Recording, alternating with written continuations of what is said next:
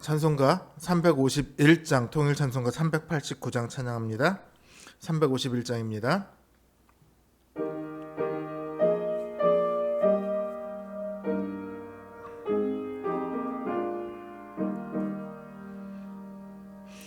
믿는 사람들은 주의 군사니 앞서가신 주를 따라갑시다.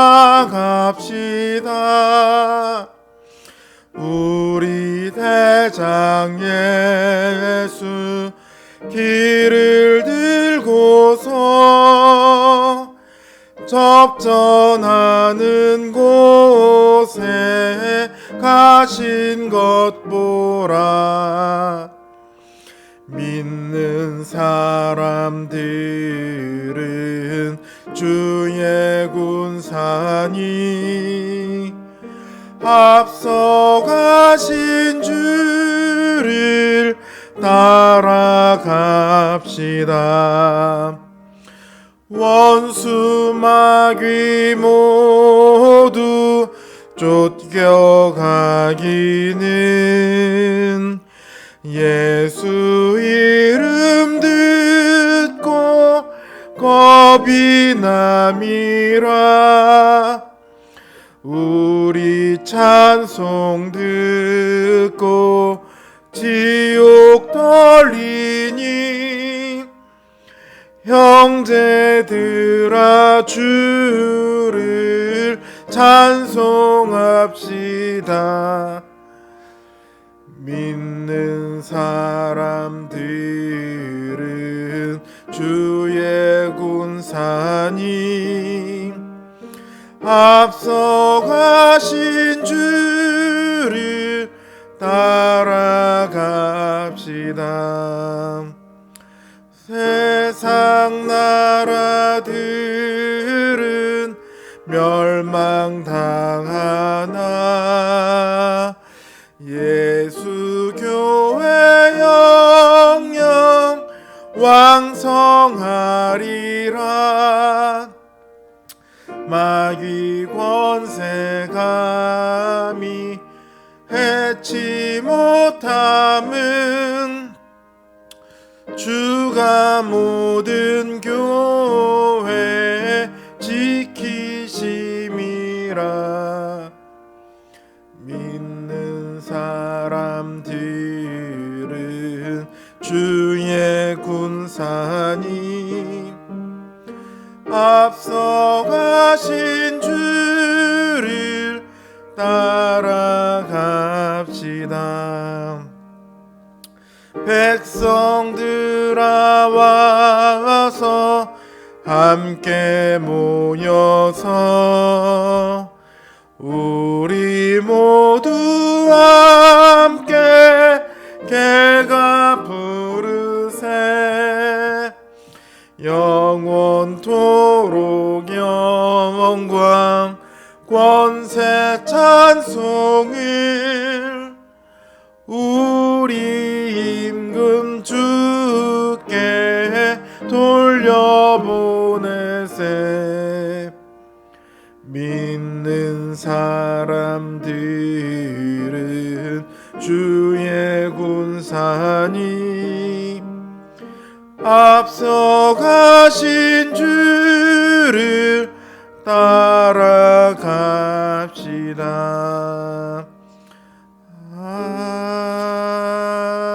아멘. 353장 통일찬송가 391장 찬양합니다. 353장 십자가 군병되어서 찬양합니다.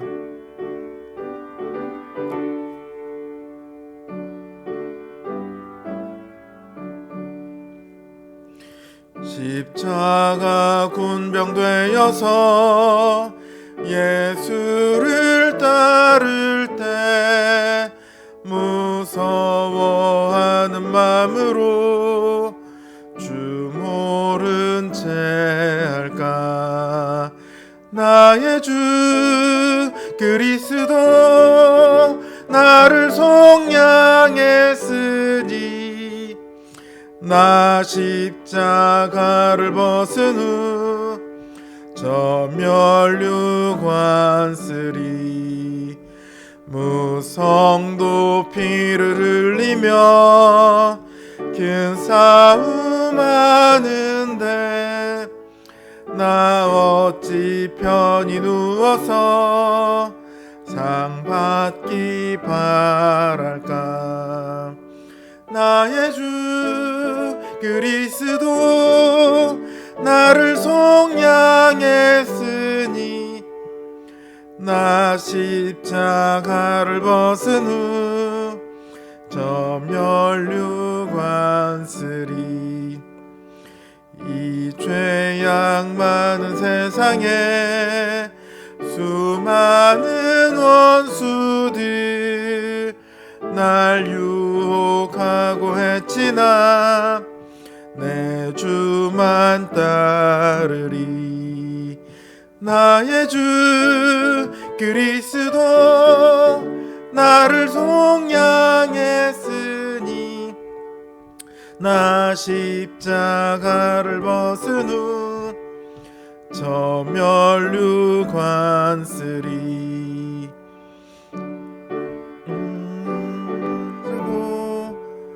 몸 바쳐 싸울 때 주 내게 용기 주시사 이기게 하시네. 나의 주 그리스도 나를 속량했으니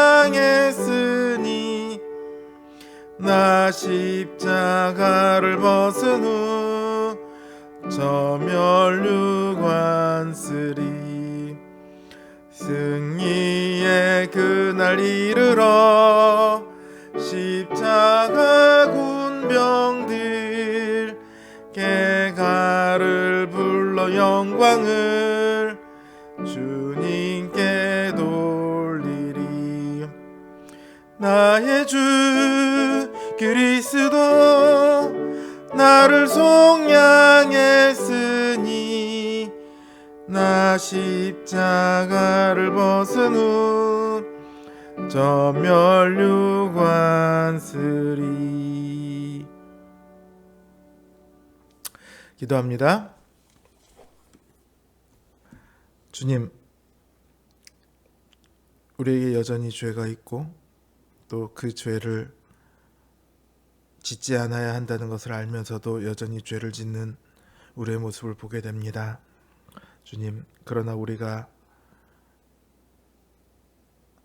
이 죄와 싸우기를 멈추지 않게 하여 주시옵소서. 죄를 즐거워하고 죄를 사랑하며 죄인 줄도 모르고 죄를 행하는 그 어리석음으로 다시 돌아가지 않게 하여 주시옵소서. 우리의 삶을 통하여 하나님께서 거룩함을 보이기를 원하시오니 주님, 우리의 삶이 점점 더 거룩한 모습으로 변화되어 가기를 원합니다. 주님, 우리를 다스리시고 우리 안에 역사하여 주셔서 우리의 마음과 우리의 심령이 주님을 닮아가게 하여 주옵시고 거룩한 성도의 모습을 갖추게 하여 주시옵소서. 이 땅을 살아가는 동안 우리가 늘 죄로부터 돌아서서 그 죄를 미워하며 죄와 싸우는 그 믿음의 싸움을 멈추지 않게 하여 주시옵소서. 우리에게 때로 이 싸움으로 인하여 힘들고 괴로운 일이 있을지라도 주님, 늘 우리와 함께 하시는 그 주님으로 인하여 우리가 승리하게 되기를 원하오니 주님, 늘 이렇게 우리를 도우시고 또한 우리 삶 가운데 함께하여 주시옵소서. 예수님의 이름으로 기도드립니다. 아멘. 하나님 주신 말씀 열왕기하 7장 3절에서 20절 말씀입니다. 열왕기하 7장 3절에서 20절 말씀입니다.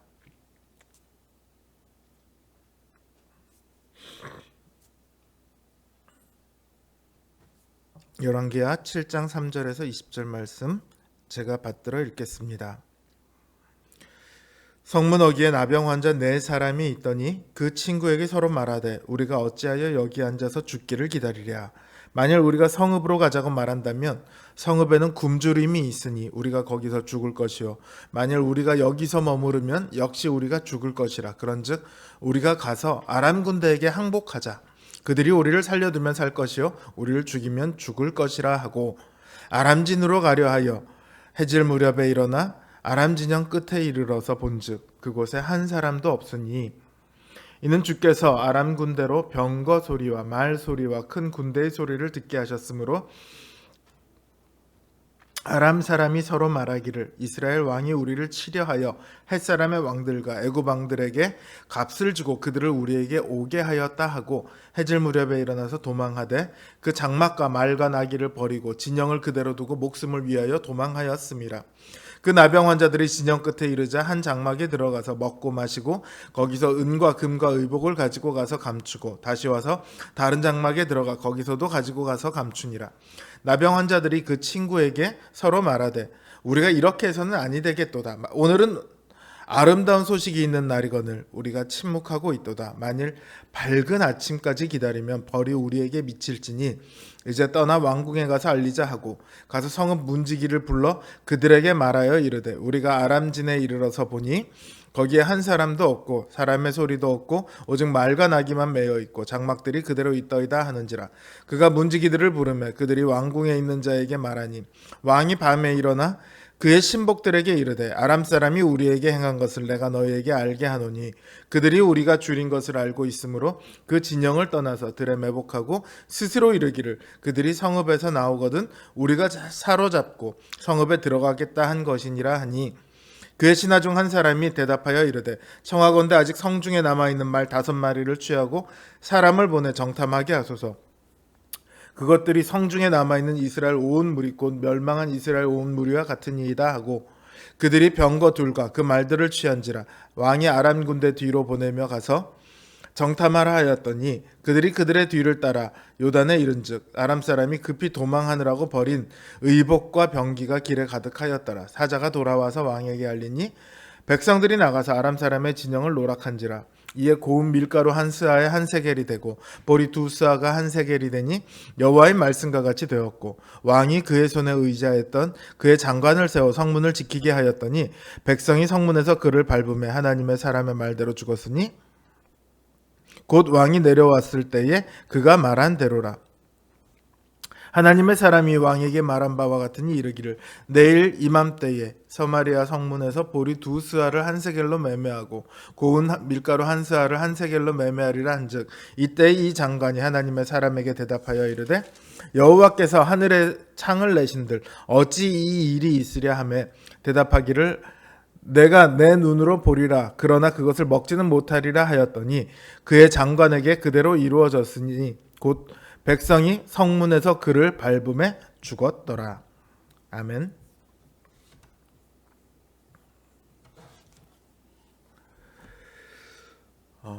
우리나라 사법 시스템에 대해서 불만을 표할 때요 반성문 이야기가 많이 나옵니다. 피해자에게는 사과 한 번 안 했는데 그냥 재판장한테 잘못했다고 하면 그걸 반성한 것으로 쳐서 정상 참작을 해주는 경우가 종종 나와요. 피해자 입장에서는 열받죠. 사실 피해자뿐만 아니라 누가 봐도 열받을 만한 일이잖아요.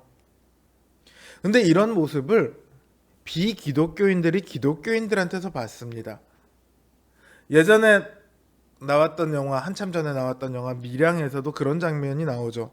살인자가 나는 하나님께 회개했으니까 더 이상 너한테 사과할 게 없다 이렇게 말을 합니다.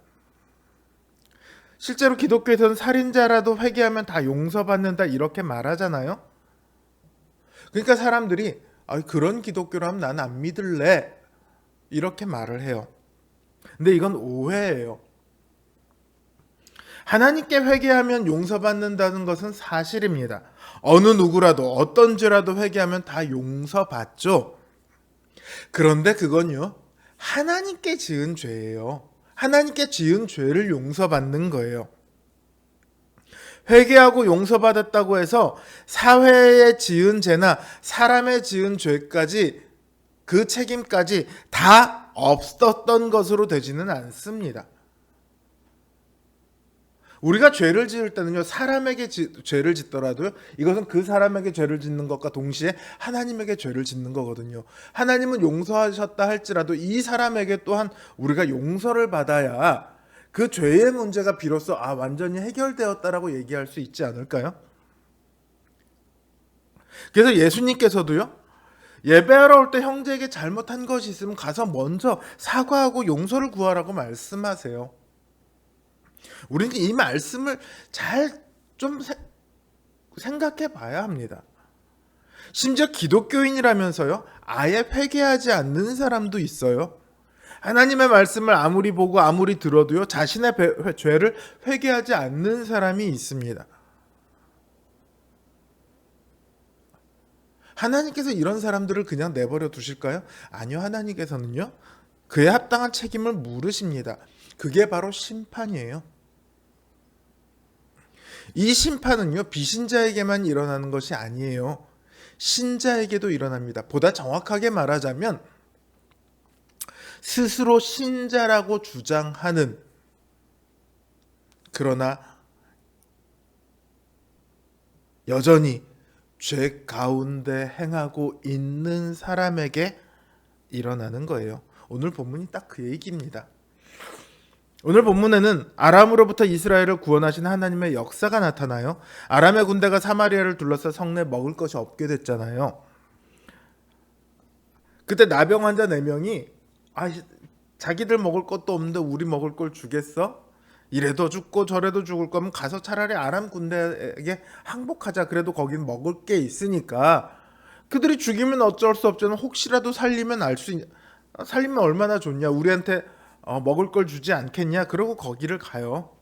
근데 거기 가보니까 아무도 없어요. 하나님께서 아람 군대의 진영에 많은 그 사람 소리와 말 소리와 병거 소리가 들리도록 하십니다.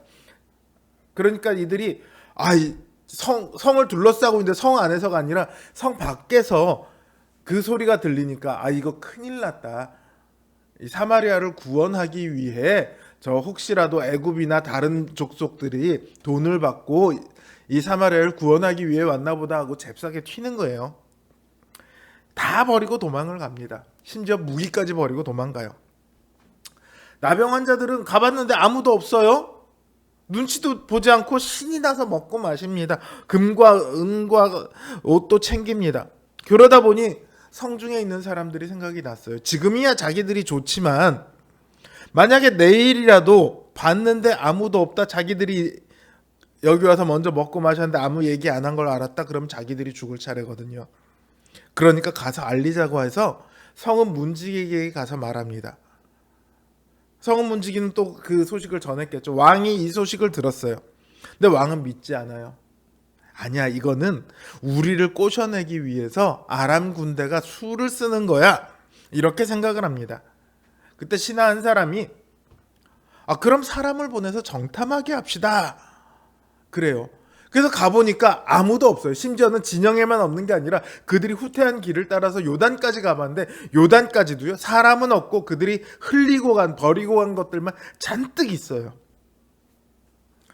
돌아와서 보고하니까 백성들이 신이 나가서 그것들을 가져옵니다. 먹을 것이 풍성해지니까 더 이상 아이를 먹지 않죠. 말도 못하게 비쌌던 물가가 다시 원래대로 돌아옵니다.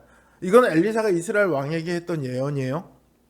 엘리사가 예언할 때 왕이 신뢰하는 한 신하가 어떻게 그런 일이 있을 수 있냐고 말을 합니다.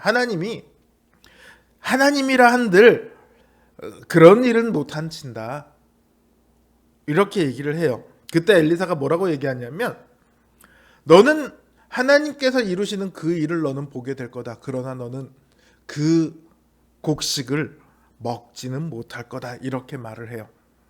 엘리사의 말처럼 지금 이루어졌잖아요. 곡식이 원래의 가격대로 돼서 사람들이 그걸 먹고 마셔요. 그런데 왕이 이 장관에게 성문을 지키라고 했거든요. 배고픈 사람들에게 그 성문을 지키면서 못 나가게 했든지 못 들어가게 했든지 뭐 어떻게 했겠죠. 배고픈 사람들이 그걸 가만 내버려 두겠어요? 비켜 그러고 가서 쫙 가니까 그냥 밟혀 죽었어요. 그 사람은 하나님의 크신 구원을 받습니다. 하나님께서 행하신 기적을 받습니다. 그러나 그 구원에 참여하지는 못했어요. 이 장관의 가장 큰 잘못은 하나님의 역사를 부인한 것이었습니다. 이 장관은 엘리사가 누군지 알고 있습니다. 이스라엘 왕도 엘리사가 누군지 알고 있어요. 그러니까 당연히 그렇죠? 이스라엘 왕이 분노해서 엘리사를 죽이러 왔다가도요, 엘리사의 말을 듣고는 돌아갔어요. 근데 이 장관은 끝까지 부인하죠. 야, 하나님이라고 해도 그런 일은 못 하실 거야. 이렇게 얘기를 했어요. 하나님은 거기에 대해서 책임을 물으신 거예요. 그리고 심판하신 거예요. 이러한 장관의 말은 신약으로 따지면 성령을 회방하는 죄에 해당한다고 할 수 있겠죠. 그러니까 심판을 받고 용서를 받지 못하고 죽었습니다. 이거는 당연한 거겠죠. 그런데 신약을 가만히 보면요, 용서받지 못하는 죄가 성령 회방죄만 있다고 우리가 얘기를 하잖아요. 그런데 신약을 가만 보면 간음이나 음행하는 죄에 대해서 어떻게 말하냐면, 다른 죄는 우리 몸 밖에 짓는 죄지만 간음, 음행은 우리 몸 안에 짓는 죄다. 근데 우리 몸은 성전이니 성전에 짓는 죄다. 이렇게 말을 합니다. 용서받고 못 받고 이렇게 얘기하고 있지는 않지만 그 말 그대로만 따진다면 그 죄 역시 성령 회방죄에 거의 방불한다고 할 수 있겠죠. 또 부자가 가난한 자들을 수탈하는 것에 대해서도요, 매우 심각한 죄로 성경은 말하고 있습니다. 또 사도 요한은요, 사랑하지 않는 죄를 말하며 그거는 믿음이 없는 거나 마찬가지라고 얘기를 해요. 믿음이 없으면 어떻게 돼요? 구원받지 못하죠. 사랑이 없으면 어떻게 된다고요? 구원받지 못하는 사람이다. 성경은 우리의 구원을 말하는 것만큼이나 죄에 대해 경고하고 있습니다. 너 모든 죄로부터 구원받았어. 그 다음에도 죄에 대해서 수없이 경고하고 있습니다. 회개는요, 죄로부터 돌이켜 거룩함을 향하는 겁니다. 그러니까 회개가 일어나면 그때부터는 하나님 편에 서서 죄와 싸워야 해요. 그러나 죄와 싸우지 않는다면, 계속해서 죄 가운데 거한다면 그건 구원이 그 안에 없는 거나 마찬가지예요. 하나님의 복이 아니라 하나님의 진노 아래 살아가야 합니다. 그러니까 회개하지 않는 자들의 끝은 심판입니다. 죄 가운데 계속 거하면서도 내가 이 죄로 인해 슬퍼하고 이 죄로 인해 괴로워하고 죄를 짓지 않으려고 발버둥치고 하나님께 도우심을 구하고 이런 것이 하나도 없다면 그 끝은 심판입니다. 죄가 그때 잠깐은 즐거워 보일 수 있습니다. 그러나 죄는 우리를 심판으로 이끕니다. 죄의 삶에는 고통이 있을 수밖에 없어요. 즐겁기 위해 죄를 짓지만 사실은 고통 속으로 자신의 삶을 던져넣는 거죠. 자신이 아무리 신자라고 나는 하나님을 믿고 있다고 말할지라도 죄를 여전히 즐거워하고 죄 안에 계속해서 거하고 있다면, 그 죄로부터 벗어나지 못한다면 그 삶에는 하나님의 진노와 저주만이 남을 뿐입니다. 이게 징계와 고난 외에 또 다른 우리에게 닥쳐오는 고통의 이유입니다. 하나님은요, 죄에 대해 극도로 미워하세요. 우리에게 그 책임을 물으십니다. 그 책임을 다행히 우리 주 예수 그리스도께서 모두 져 주셨습니다. 그러나 아까 말했듯이요, 사람에게 예를 들어 내가 사기를 쳤어요. 그의 돈을 1,000만 원을 가져왔어요.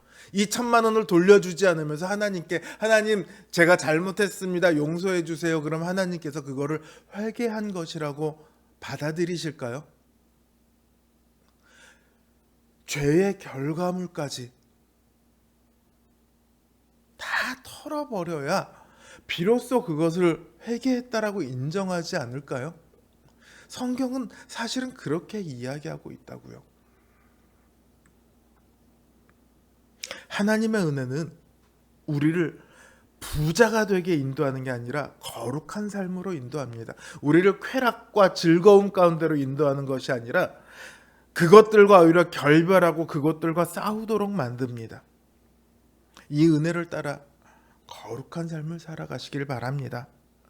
죄를 따라 심판받는 그 고통을 스스로 선택하고 따라가는 어리석은 일이 없으시기를 바랍니다.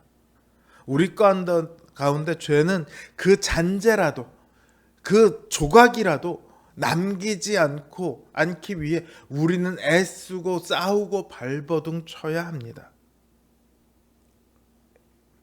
늘 은혜 가운데 거하며 주님의 도우심을 입어 그 죄와 싸우는 우리 거룩한 성도님들 되시길 주님의 이름으로 기원합니다. 주신 말씀 생각하며 각자의 기도 제목을 놓고 기도합니다.